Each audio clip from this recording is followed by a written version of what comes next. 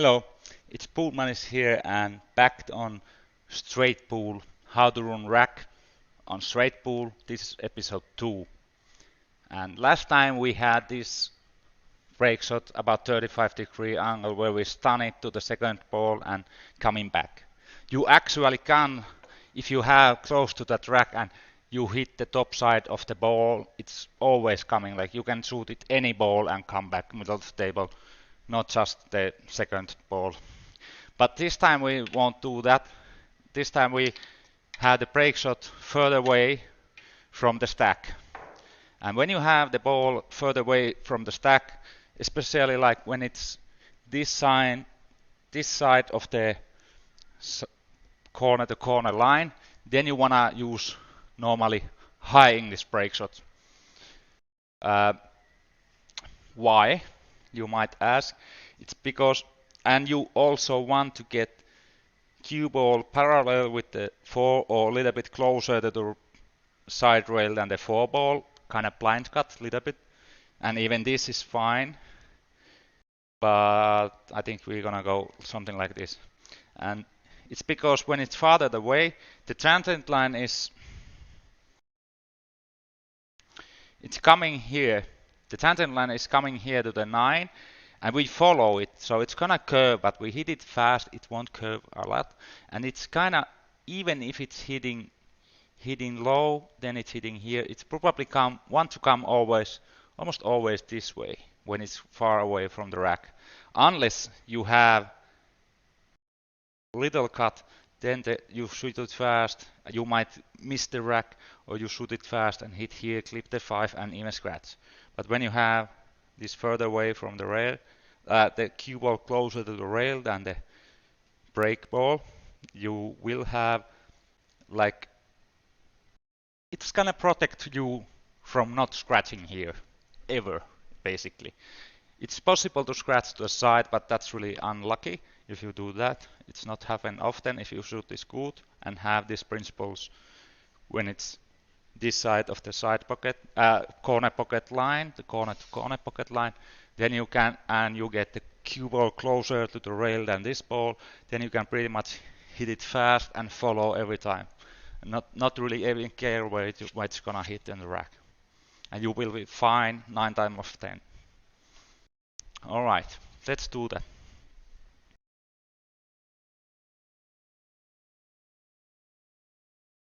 Just follow, not too fast. It's fast, but don't shoot it too hard. And not full follow, almost full follow. Like this. Now you see the cue ball wants to go here, but because it's the high English rotates, it's here or even go through the stack, and you stay on this area where you probably have plenty of easy shots. And this angle also gives you really good spreads normally, so this time we have really nice easy spread, lot of possible break shots and nothing tied up.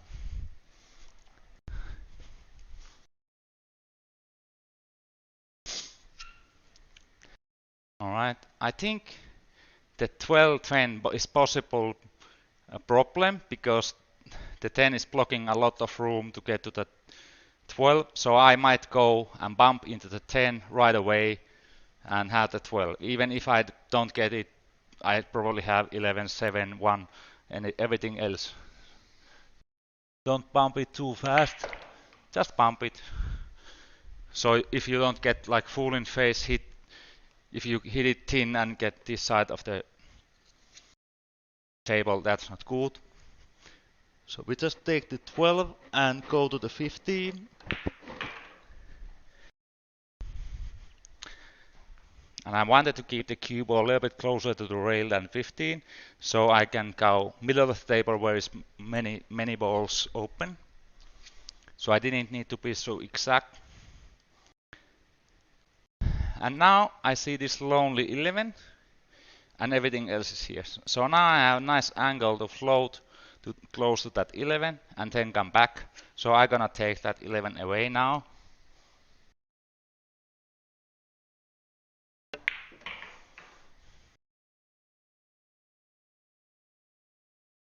And I didn't want to go too far so I can reach it. Like side pocket line is nice. There I know I can reach it good.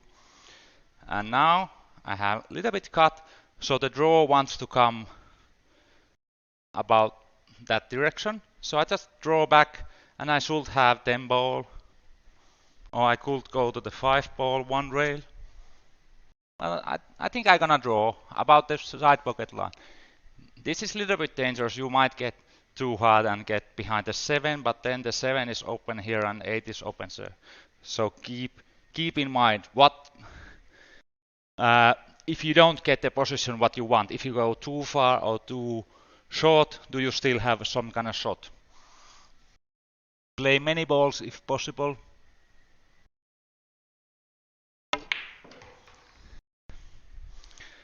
So I'm on the 10. At least it looks like I'm on the 10. I'm on the 5, really good 5 also. And 7 and 8. So I have many such. I have multiple break shots also too. So now I'm thinking about what will be maybe the break shot. I see the 7 is really good key ball, so I don't want to touch that if it's possible. And if I just stop there, I would have like almost, I would have really good break shot to the 6, where it's quite close to the rack, like stun kind of break shot to the first ball, maybe a little bit follow or stun. So I keep that in my mind. Maybe I can save the 7 key ball and the 6 as break shot, and maybe I have some of these 4 balls before the 7, so I have easy access to get to that key ball to the 7 before. So I plan that in my mind.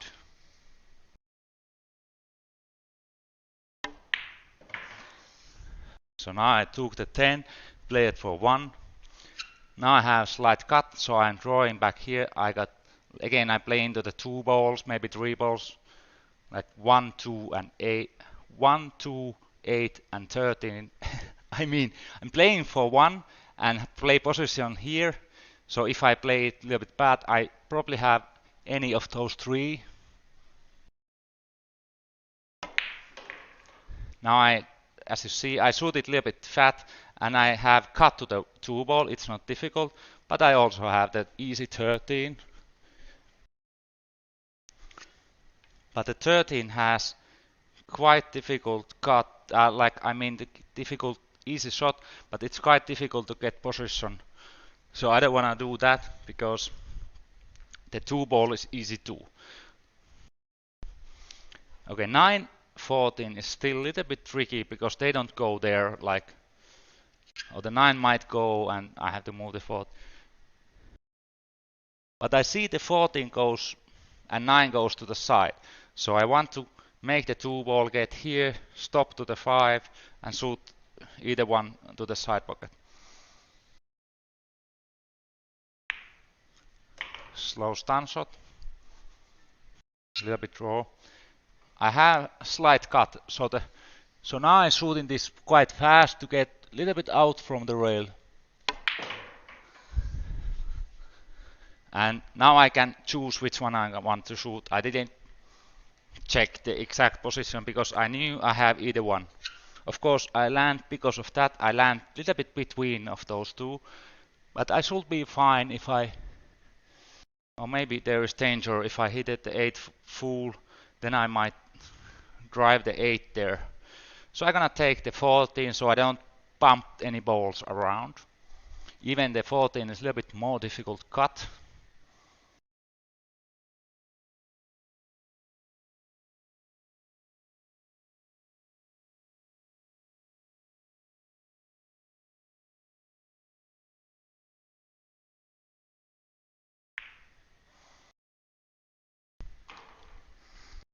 And now I came quite a far because I had bad cut. I went quite far from the balls, but I still have good 13, and I just try to land 8 and 9, so I could have that position which was my mind earlier, the 7-6, the last 2 balls. But if I can't do that, I think something else.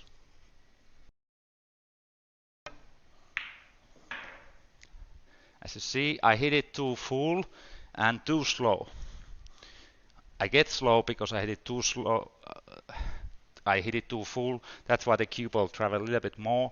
But also, if I just played a little more fast speed, I always be on the good. So now I got tricky 8 ball, which I could shoot. 8 ball, getting 3 cushion here, maybe land straight into the 8 to keep that same pattern what I had earlier to mind. I could do the 8, get here straight in, maybe stop or going one rail, but it's gonna be tricky. So let's think if there's another option. Now we have to adjust. And I see if I make the 6 ball roll there, I could shoot the 8 ball, land here to the 7 and a little bit draw and get to the 9 ball. That's another option. And what else I could have?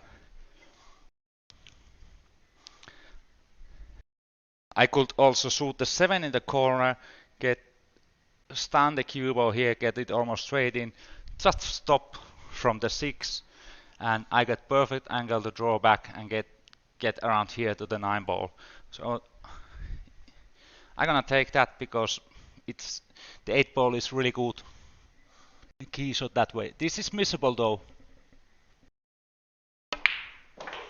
and I needed to shoot it quite fast, but I kinda like the what it did offer. It offered me really good 3 ball end pattern.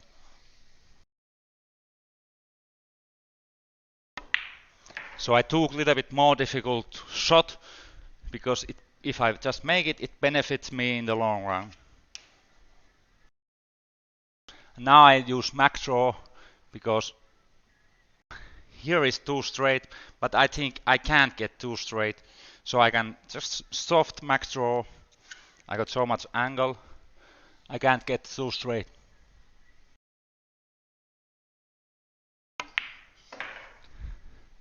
And now we have this similar break shot what we had in the first episode. Now it's gonna be the lower rack, but if we have good stun line, the top of this ball, we can do the same thing what the first episode and stun it back here. If we have a different tangent line, it might go differently, but that's the another episode about that. Okay, I hope you're watching episode 2, how to run rack in straight pool. I try to be a little bit faster this time, but I don't know how too long that might take. It's quite hard to do this and play at the same time. So leave comment, like, share with your friends, with even if you don't really like straight pool, maybe you have friends who like to learn it. Okay, see you.